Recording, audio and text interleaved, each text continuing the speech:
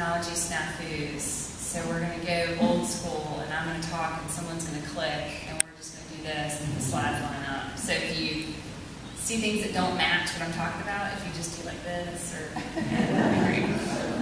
So I don't have to do this. All right, so for the next 20 minutes, I'm going to talk about our community. But I most often refer to Charlotte as my community. My grandparents, they lived, they loved, and they died here. My parents lived here for many years and still live here. My husband and I were both born here, and we grew up here, and we've lived back here as adults for over 10 years. So this is our daughter's community as well. In fact, I took advantage of the child care that's across the way. So some of you probably saw her earlier. I don't turn down childcare. She will be part of the CMS graduating class of 2032. So I'm an educational researcher, which means that this presentation is firmly rooted in data and literature. But I want to make it clear that when I talk about our community, I'm talking about my community. And when I talk about our kids, I'm talking about my child. Our school district is one of the highest performing urban districts in the nation. The annual school performance grades that were just released by the state, by the North Carolina Department of Public Instruction, they've demonstrated what many of us already know. We have some of the highest performing schools in the state in our district. But our community, like communities throughout the United States, we have a persistent achievement gap among our kids. So this gap is often called an opportunity gap. So in our community, as in many communities, some children have the opportunity to attain an excellent education, and some children do not. And with some exceptions, this opportunity is generally predictive based on where a child lives. Our community is incredibly diverse. Yet our neighborhoods and our schools are generally not.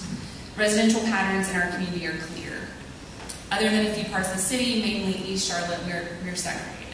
And we aren't on the list of the most segregated cities in the nation, but thank goodness we've been on enough bad lists recently for our town. But the pattern here is clear. And because we use a student assignment plan based on neighborhoods right now, our schools also have a clear pattern. You can overlay this map and map any outcome, and the map generally stays the same.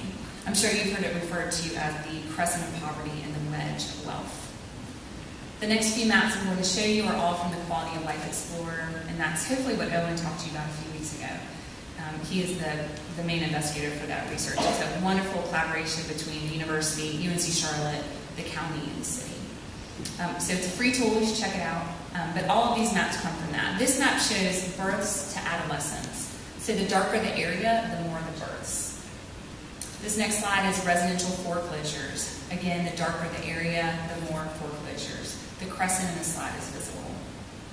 This next slide is household income, and then Black County residents. And this is the one, hopefully we're on slide 9. Yes, all right. This is the one that keeps me up at night. This is almost an exact overlay of the racial and socioeconomic composition of our county. So the darker the color here, the higher the proficiency. So our kids' neighborhood is becoming their academic destiny. Now this next map, and I'm sorry, I'm a little under the weather, so I'm sorry if I'm a little raspy. This map isn't from the Quality of Life Explorer, but it was made by some colleagues of mine at the Urban Institute at my request. And this looks at neighborhood data. It doesn't look at neighborhood data, this is school data. But you can also see the crescent and the wedge on this slide. So the dots here are schools. The orange dots show the 10 most racially isolated non-white schools in the district. The blue dots, which are mainly in the wedge, show the 10 most racially isolated white schools in the district.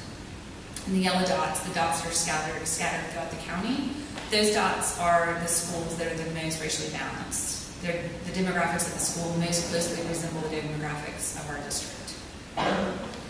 So this next slide is the same idea, but instead of looking at race, it looks at socioeconomic status. So in the proxy for that, it's not a great one, it's a poor measure, but it's the best we have, is students qualifying for free and reduced lunch. So the crescent and wedge pattern isn't as clear here, like it is in the other slides, but you can kind of see it. The highest poverty schools are concentrated in the urban core in East Charlotte. And then the lowest poverty schools, the schools of concentrated affluence, those are in the southern part of the county, and then there are a few in the northern part of the county. The socioeconomically balanced schools are dispersed throughout the city. And this overlay of race, poverty, and concentrations of race and poverty in schools is really important. This data looks at third grade reading proficiency by school level composition. So the blue bar is an average of the 10 most racially isolated white schools. So remember the previous slide where you saw the blue dots in the wedge? This is the blue bar are those same schools. So these are schools that are more than 72% white. The yellow bar is an average of the 10 most racially balanced schools. And then the orange bar, those are our hyper-segregated schools in our district. Those are the schools where there are so few white students that we can't measure white proficiency at all. We can't release it. So these are the hyper-segregated schools. And this data appears fairly straightforward, right? Predominantly white schools are higher performing, racially balanced schools, they do all right. And then the hyper-segregated schools are low performing. But it's really important to remember that aggregate data is misleading. And I'm going to tell you a little bit more about that. This slide uses the same data and looks at groups of students within schools that have different racial compositions. So same schools again. So there's no achievement gap in the racially isolated non-white school. So the hyper-segregated school, there's no gap because there's no children that have a gap between.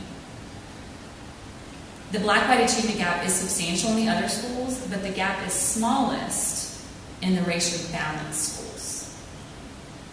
So this next slide doesn't show proficiency, it shows just the gaps. But now the intersection is looked at by race and gender and school level racial composition. So when you look specifically at this intersection, the differences, they compound. So the quick translation for this slide is that racially isolated white schools exacerbate achievement gaps, especially for black males. So this brings us to what we know. Social scientists rarely speak in unison, but the benefits of diverse schools and the harms of segregated schools is one of these places where they do speak in unison. Hundreds of studies demonstrate that racially and socioeconomically segregated schools harm our kids. And by harming our kids, and by limiting the potential of our kids, segregated schools harm our community.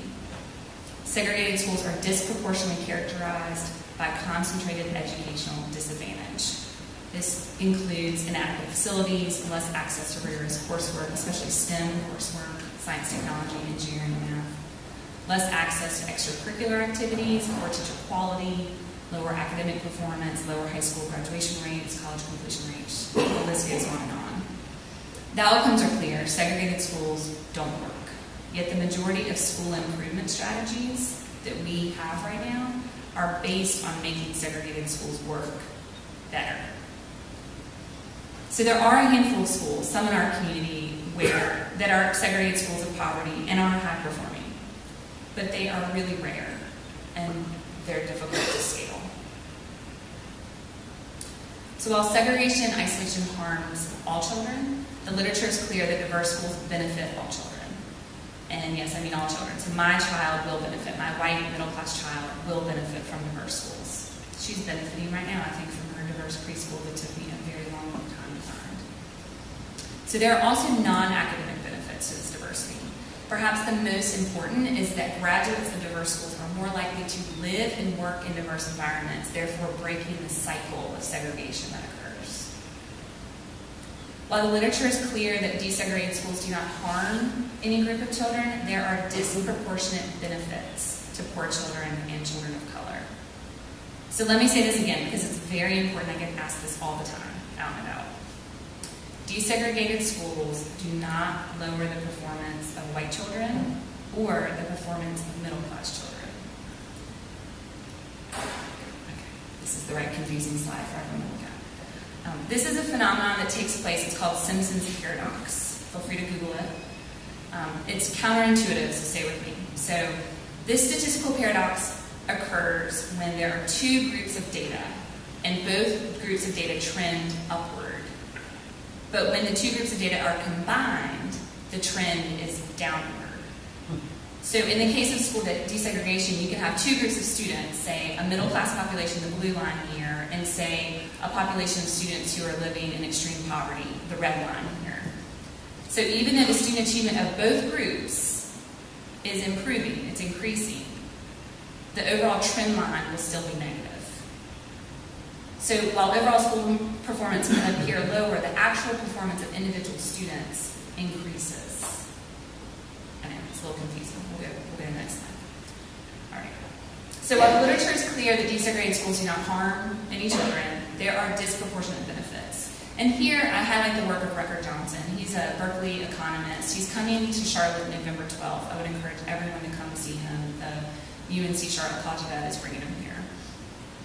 He uses really large data sets to look at long-term outcomes of desegregated schools. And he's an economist, so he works to quantify difficult constructs. So he has been able to figure out through these large data sets that 5 years of integrated schools increase the earnings of Black adults by 25%. Just 5 years. That's not kindergarten through 12, just 5 years. And he found the effect of that 5-year exposure to school desegregation is equivalent to being 7 years younger. Pretty powerful research.